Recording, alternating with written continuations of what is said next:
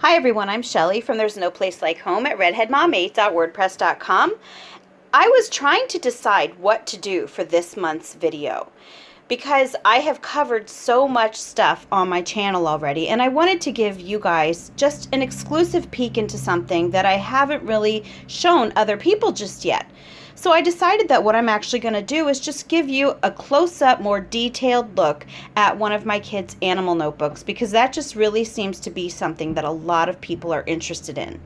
So if you're new to notebooking, hopefully this will help you. I think a lot of people think that notebooks are all about, just writing narrations and writing little essays, but it can include so much more than that. So I'm hoping that you'll get to see just some examples of what some of those things are. So this is my son's animal notebook, and as you can see, he started out just with a picture of a panda. Now, usually for their animal notebooks, I do want them to demonstrate something that they've learned about their particular animal with their notebooking page. But whenever they do start a new animal, I do usually let them just do a picture for the beginning of that section of that animal. So that's what this is here. He just did, this was a coloring page on a panda. Now over here, I actually think he did this the same day. As you can see, it's just he made a panda mask and he included that in his notebook. And really, that's something that I think a lot of people get a little bit confused about. Notebooks don't have to be all writing. Anything that can be flattened can be put in a notebook. And things that can't be flattened, you can just as easily take a picture of them, get the picture developed or printed out, and then put that in the notebook. So right here, he just did little facts about pandas and little drawings to go with it. And that's something that my kids like to do a lot, is just, I keep moving my camera, sorry, is just writing facts about whatever animals they have. Now right here, I'm hoping you can see this, it just says pandas feed their babies. And it's just talking about what he learned about how pandas feed their babies. There, I actually think that went with, we were doing a unit study, and that just went with the art project, and since it was a panda, he put it in here. Here are some more facts that he learned about panda babies. And most of these pages I actually get on notebookingpages.com. And I will leave that link down in the description box, because that is just, it is honestly such a treasure trove of notebooking pages. Now here's another example of something that your kids can do in their notebooks. This is a comic strip, and my kids do that a lot. They make up little comics. But the thing is that, again, they have to include something that they learned about. See, notebooking isn't just about drawing and then writing whatever he wants. I really want my kids to read something, usually out of a library book, but sometimes they will look it up on the internet or maybe even watch an animal video. But they have to demonstrate to me that they learned something. So in this panda comic here, he wrote, "I'm a panda and I love bamboo. I live in China. Well, some of the pandas moved to here," and it says China, and it says, "It has a lot of bamboo, but sometimes people cut the bamboo, so sometimes we have nothing." So there he demonstrated to me, that he knows where pandas live, he knows what they eat, and he also knows the fact that their ecosystem is being depleted. Here are some more panda facts that he wrote. Another panda comic. And here, this is actually a picture of a panda that he drew. The little googly eye used to be glued right there, but it's like down at his whisker now. But he just labeled the different parts of the body of the panda. Now he moved on to guinea pigs, so we've got Guinea Pig's facts going on here. Sometimes I will let my kids do just an illustration with just a little caption. That doesn't happen very often, but yeah, sometimes I kind of a little bit more laid back depending on what else they have to do for school that day. And this is actually his guinea pig picture. It wasn't put at the front of where he actually started the guinea pigs, but that's what that is.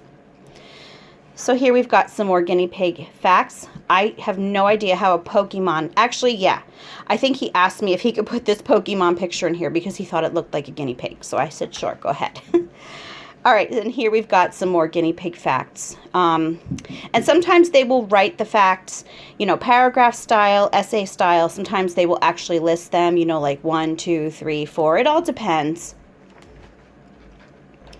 Now we're moving into frog facts.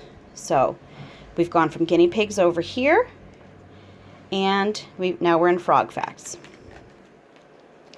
Now here he drew a little frog cartoon, and he wrote some little facts that he learned about frogs there. Frogs live in the wild.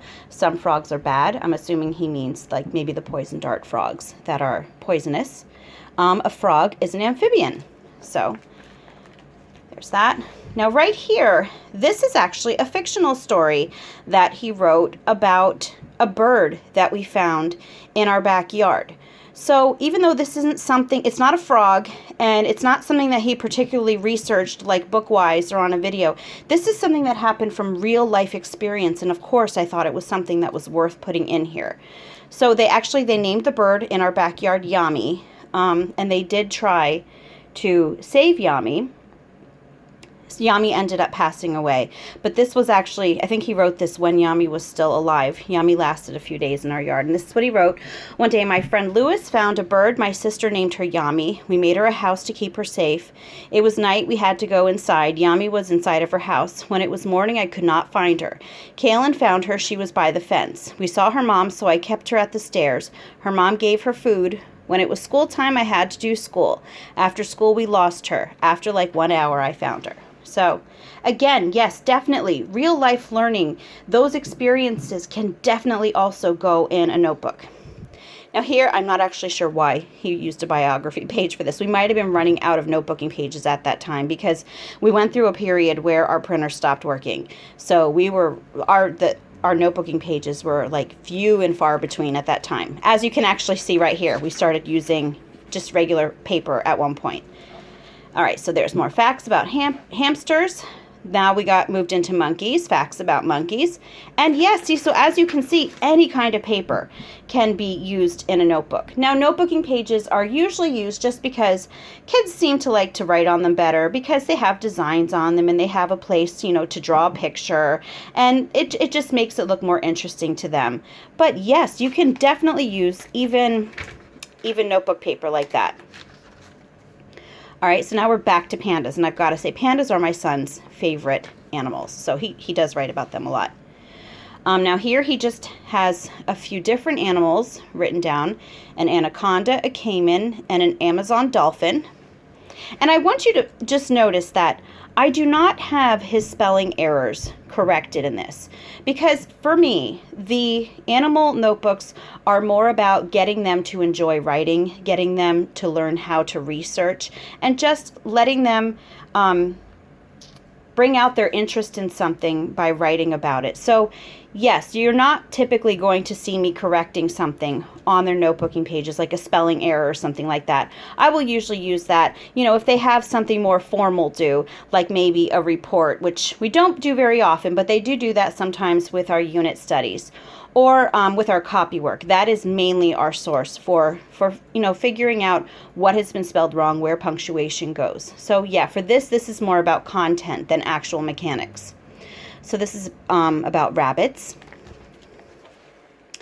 owls, owl facts. Here's mice, and let's see.